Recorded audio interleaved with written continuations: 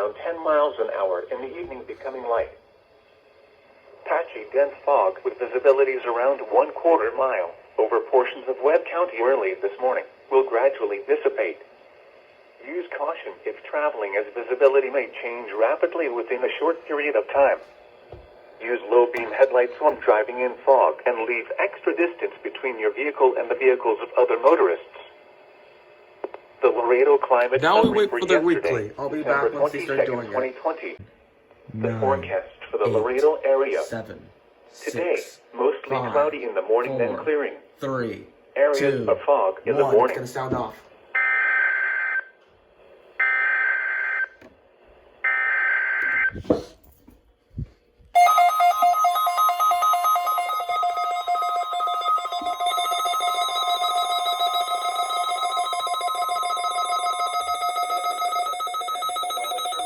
Weather radio warning alarm system. This test is conducted every Wednesday between 11 a.m. and noon local time, unless there is severe weather in the area, in which case the test is postponed until Thursday. Again, this is only a test. There is no severe weather in the area at this time.